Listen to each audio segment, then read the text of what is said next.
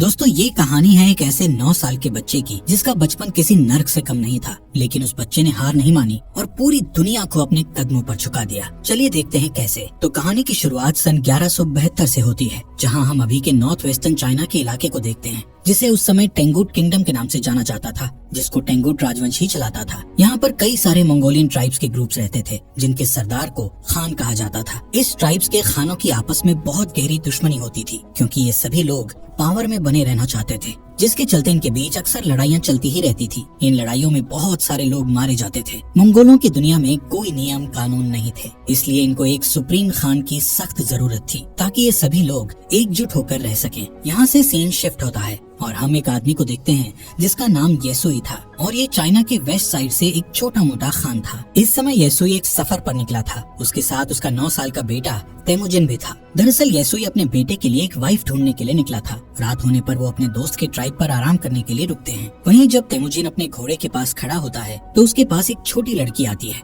जिसका नाम बोटे था। वो उससे उसका नाम पूछती है और कहती है कि तुम यहाँ क्यों आए हो, जिस पर तेमुजिन उसे अपना नाम बताकर कहता है कि वो अपने फादर के साथ उसके लिए एक वाइफ ढूंढने के लिए आया है। तभी बोटे उससे कहती है कि तुम्हें मुझसे ही शादी करनी चाहिए। इतना कहते हुए वो वहाँ से चली जाती है। रात में जब तेमुजिन अपने फादर के पास बैठा होता है तो उसके फादर उसे कहते हैं कि मुझे तुम्हारे लिए एक ऐसी वाइफ चाहिए जो सबसे ताकतवर समुदाय से हो। तभी तेमुजिन अपने फादर से कहता है कि मैं खुद ही अपने लिए लड़की चूज करूंगा। तेमुजिन के जिद के बाद उसके फादर उसे अपने दोस्त की ट्राइब से किसी एक लड़की को चुनने की इजाजत दे देते हैं। अब सुबह होते ही तेमुजिन के फादर उस ट्राइब की सभी लड़कियों को लाइन में खड़ा करके उनके पैरों को गौर से देखते हैं, क्योंकि उनका मानना था कि एक स्ट्रॉन्ग लेग्स वाली लड़की ही अपने पति को खुश रख पाती है। इसके बाद तेमुजिन एक एक लड़की को देखता जाता है और लास्ट में वो बोटे को अपनी पत्नी चुनता है और उन दोनों की शादी हो जाती है। लेकिन शादी होने के बाद भी वो दोनों आने वाले 5 साल तक एक साथ नहीं रह सकते थे, क्योंकि ये उनकी ट्राइब्स का नियम था। अब तेमुजिन और उसके फादर का यहाँ से जाने का समय हो जाता है, लेकिन जाने से पहले तेमुजिन बोटे को एक नेकलेस गिफ्ट करता हुआ उसे कहता है कि वो उसके लिए जल्द ही वापस आएगा। यहाँ से येसुई तेमुजिन और अपने लोगों के साथ सफर पर निकल जाता है। कुछ दूर चलने के बाद वो लोग एक जगह पर आराम करने के लिए रुकते हैं। यहाँ पर वो सभी लोग काफी सतर्क थे, क्योंकि ठीक उनके सामने थोड़ी दूर एक और खान की ट्राइब के लोग बैठे थे। थोड़ी देर बाद उस खान का एक आदमी येसुई के लिए एक कटोरी में दूध लाता है, जिसका मतलब शांति का पैगाम था, और वो लोग समझौता करना चाहते थे। येसुई वो दूध की कटोरी ले लेता है और सामने बैठे खान के लिए भी अपनी तरफ से एक दूध की कटोरी भेजता है। येसुई के आदमी येसुई को खुद वो दूध पीने से पहले अपने किसी नौकर को पिलाने के लिए बोलते हैं, लेकिन येसुई उन्हें ऐसा करने से मना कर देता है, क्योंकि वो उस खान का विश्वास नहीं तोड़ना चाहता था और खुद ही वो दूध पी जाता है। दूसरी तरफ खान भी येसुई का भिजवाया हुआ दूध पी लेता है। थोड़ी देर बाद जब वो लोग अपना सफर फिर से जारी रखते हैं तो रास्ते में अचानक ही येसुई के सीने में बहुत तेज दर्द होने लगता है, जिससे वो अपने घोड़े से गिरकर मर जाता है। यहाँ हमें पता चलता है कि ये सब उस खान के दिए गए दूध के कारण हुआ था, क्योंकि खान ने उस दूध में जहर मिला कर दिया था। तभी तेमुजिन अपने फादर के पास जाता है, लेकिन उसके साथ के सभी लोग उसे यहीं पर अकेला छोड़कर वहाँ से जाने की तैयारी करने लगते हैं, क्योंकि उनके बीच एक परंपरा थी जिसमें उनका मानना था कि उन्हें किसी मजबूत इंसान को ही फॉलो करना चाहिए। अब जबकि येसुई जो उनका राजा था उसकी डेथ हो चुकी थी, इसलिए येसुई के लोग अपने लिए एक नए राजा की तलाश में निकल रहे थे। जिसके बाद तेमुजिन अपनी माँ के साथ अपने पिता येसुई का अंतिम संस्कार करता है। येसुई के पास जो बहुत सारी भेड़ें और बकरियां थी, अब वो सब येसुई के सबसे खास सैनिक जिसका नाम टारगुटाई था उसने रख ली थी। ये देखते हुए तेमुजिन की माँ उसे बद्दुआ देते हुए कहती है कि मेरा बेटा एक दिन तुम्हें ढूंढकर जरूर मारेगा। टारगुटाई ये सुनकर सोच में पड़ जाता है कि कहीं आगे चलकर ये बच्चा उसे सच में न मार दे, इसलिए वो उसे उसी वक्त मारने के लिए आगे बढ़ता है। लेकिन मंगोलों में एक रिवाज था जिसके हिसाब से किसी को मारने से पहले वो उसकी हाइट को उनके रथ के पहिए से नापते थे, और वो कभी भी बच्चों को नहीं मारते थे। जब टारगुटाई तेमुजिन की हाइट को उनके रथ के पहिए से नापता है तो उसकी हाइट कम निकलती है, और तेमुजिन अभी बच्चा था इसलिए वो बच जाता है। लेकिन टारगुटाई उसकी माँ को बोलता है कि वो अगले साल तेमुजिन को मारने जरूर आएगा, और तब तक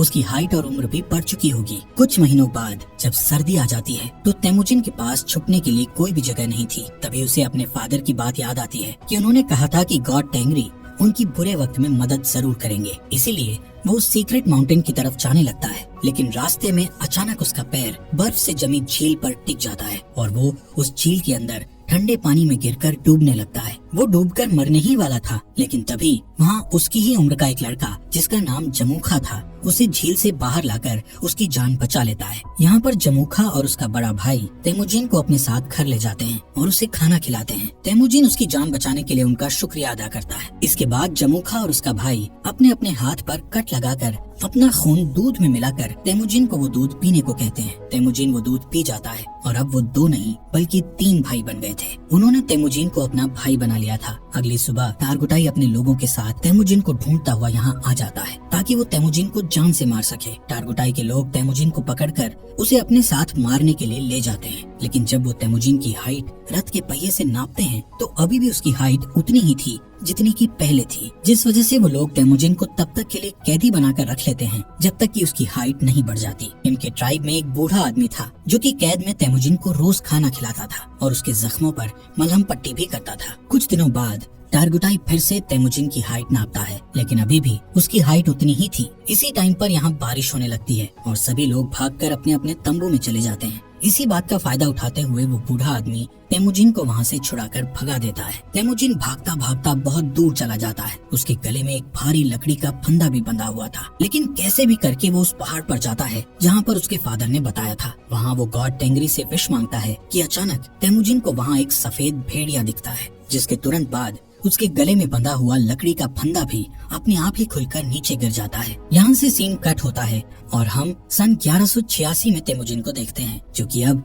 एक नौजवान लड़का बन चुका था। लेकिन तेमुजिन अभी भी टारगुटाई के लोगों से बचकर भाग रहा था। कई सालों से टारगुटाई के लोग तेमुजिन को ढूंढ रहे थे और एक दिन वो तेमुजिन को ढूंढ ही लेते हैं और उसे पकड़कर फिर से कैदी बनाकर उसी लकड़ी के फंदे में रखते हैं जिसमें उसे बचपन में रखा गया था। अब क्योंकि तेमुजिन की हाइट और उम्र बढ़ चुकी थी, इसलिए उसके मरने के चांसेस बहुत ज्यादा थे, लेकिन टारगुटाई उसे जान से नहीं मारता क्योंकि वो उसे अपनी जान की भीख मांगते हुए देखना चाहता था। लेकिन तेमुजिन टारगुटाई से बोलता है कि मैं खुशी खुशी मर तो सकता हूँ, लेकिन तुम्हारे आगे अपनी जान की भीख कभी नहीं मांगूंगा। ये सुनकर टारगुटाई उसे टॉर्चर करना शुरू कर देता है और उसे कहता है कि अब मैं तुम्हें धीरे धीरे तड़पा तड़पा कर मारूंगा। यहाँ पर हम देखते हैं कि वो बूढ़ा आदमी अभी तक जिंदा था और वो फिर से तेमुजिन के पास जाकर उसे पानी पिलाता है। उसी दिन शाम को जब सभी लोग आपस में बिजी थे तो टारगुटाई तेमुजिन के पास अकेला उससे बात करने जाता है। इसी बात का फायदा उठाकर तेमुजिन उसी लकड़ी के फंदे से जिससे उसे बांधा गया था उससे टारगुटाई को मारकर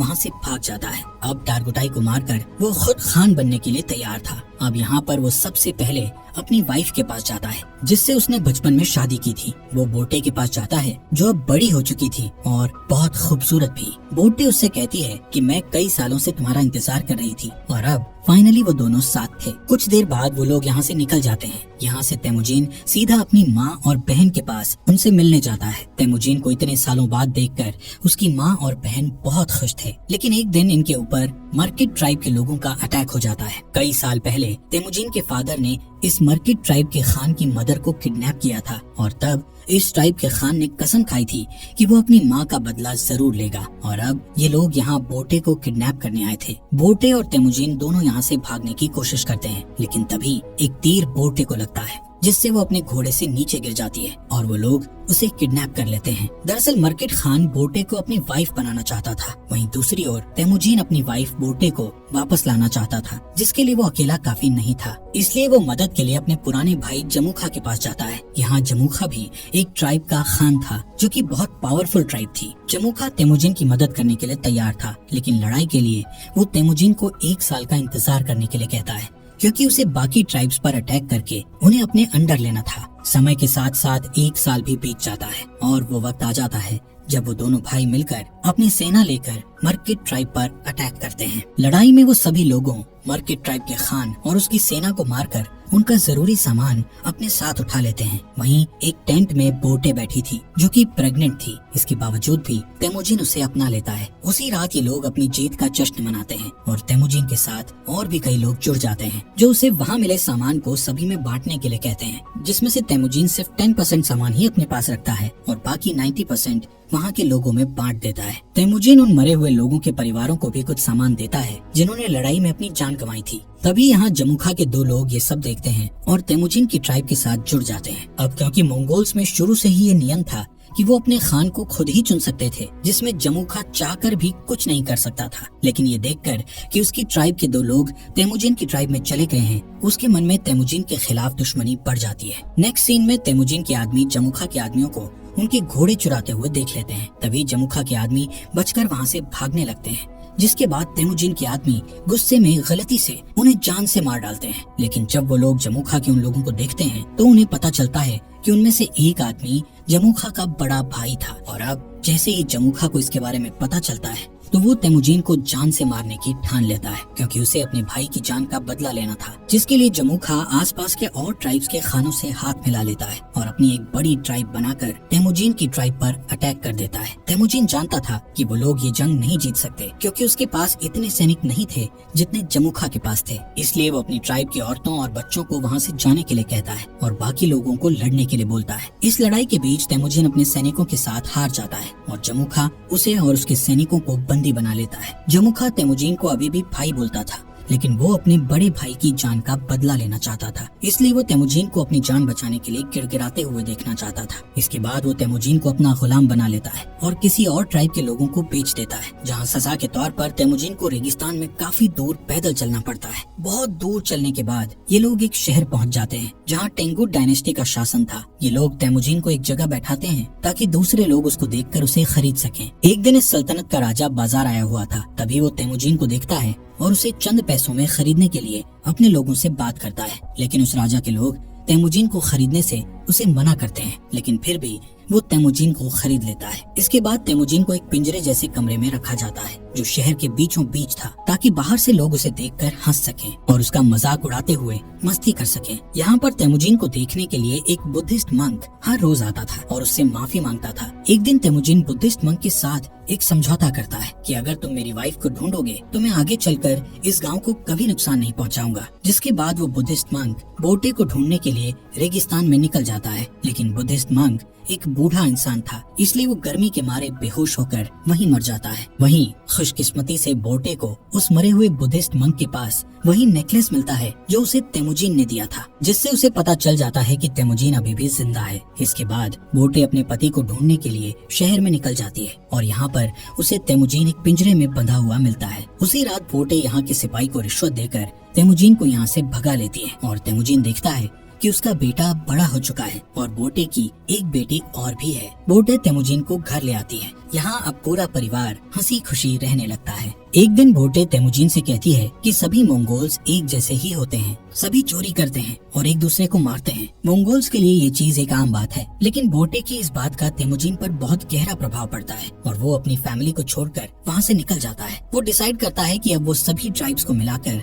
एक नया मंगोल राज बनाएगा, जिसमें सभी के बीच नियम और कानून होंगे। तेमुजिन अब डिसाइड कर चुका था कि अगर इस काम को पूरा करने के लिए उसे किसी की जान भी लेनी पड़े तो वो पीछे नहीं हटेगा। वो 3 नियम बनाता है, जिसमें पहला नियम था कि औरतों और बच्चों को कभी नहीं मारा जाएगा। दूसरा नियम था कि दुश्मन से मरते दम तक लड़ा जाएगा और तीसरा नियम ये था कि कोई भी अपने खान को धोखा नहीं देगा। यहाँ से सीन कट होता है और हम सन 1196 को देखते हैं, जहाँ कई साल पहले तेमुजिन ने कसम खाई थी कि वो मंगोल की बड़ी आर्मी बनाएगा और अब उसने बहुत सारे ट्राइब्स को जीतकर एक साथ जोड़कर एक बड़ा मंगोल बना लिया था। अब उसके रास्ते में एक ही रुकावट थी जो उसको राजा बनने से रोक रही थी, और वो रुकावट और कोई नहीं बल्कि उसका भाई जमुखा ही था। जमुखा के पास भी एक बहुत बड़ी आर्मी थी और वो दोनों एक जंग के मैदान में अपनी पूरी आर्मी लेकर लड़ाई के लिए तैयार थे। यहाँ पर तेमुजिन जमुखा को उसका भाई होने के नाते उसके साथ जंग करने के बजाय उसको समझाना चाहता था, लेकिन जमुखा जल्दबाजी में बिना कुछ सोचे समझे अपने बहुत सारे सैनिकों को लड़ाई के लिए भेज देता है, जिसके नतीजे में उसके सभी सैनिक मारे जाते हैं। कई घंटों तक लड़ने के बाद तेमुजिन आखिरकार उससे जीत जाता है और जमुखा के साथ उसके कई सारे आदमियों को जिंदा कैद कर लेता है। तेमुजिन जमुखा के बचे हुए सिपाहियों को मारने के बजाय उन्हें अपनी आर्मी में शामिल कर लेता है। यहाँ पर तेमुजिन जमुखा की ट्राइब में उसी बूढ़े आदमी को देखता है जिसने तेमुजिन की मदद की थी। तेमुजिन उस बूढ़े आदमी को अपनी ट्राइब का एडवाइजर बना देता है। रात को तेमुजिन जमुखा के पास आकर बैठता है और उसे कहता है कि भाई, ये जो अपना अपना राज बड़ा करने का लालच है, ये आज उन्हें जिंदगी के ऐसे मोड़ पर ले आया है कि उन्हें अब एक दूसरे की जान लेनी पड़ रही है। जमुखा तेमुजीन से कहता है कि अगर मैं तुम्हारी जगह पर होता तो मैं अपने दुश्मन के सभी सिपाहियों को मार गिराता। दोस्तों, इस बात से हमें ये पता चलता है कि तेमुजीन और जमुखा की सोच कितनी अलग थी। इस बातचीत के बाद तेमुजीन अपने भाई जमुखा को माफ कर देता है और उसे यहाँ से जाने के लिए कहता है। इसके बाद हम बोर्टे को देखते हैं जो तेमुजीन के पास आई हुई थी। तेमुजीन बोर्टे और अपने बच्चों को देखकर बहुत खुश होता है। यहाँ से सीन शिफ्ट होता है और हम सन 1206 में तेमुजीन को देखते हैं, जो इस समय सारे मंगोल्स का खान बन गया था, जिसका नाम चंगेज खान पड़ गया था और उसे एक और नाम से भी जाना जाने लगा था, जो कि था चंगेज खान। इसके बाद उसने पूरे के पूरे टेंगुट साम्राज्य का खात्मा कर दिया था और एक नए सिरे से साम्राज्य की स्थापना की। उसने मोनेस्ट्री शहर को उस मंक की आखिरी इच्छा समझकर छोड़ दिया, क्योंकि उस मंक ने तेमुजीन से कहा था कि अगर मैं तुम्हारी पत्नी को ढूंढकर तुम्हारे बारे में बता दूं तो तुम इस मोनेस्ट्री शहर को तबाह नहीं करोगे। और आगे चलकर ये मोनेस्ट्री शहर मंगोल साम्राज्य का फाउंडर बना, एक ऐसा साम्राज्य जो कि इतिहास के सबसे बड़े साम्राज्यों में से एक था।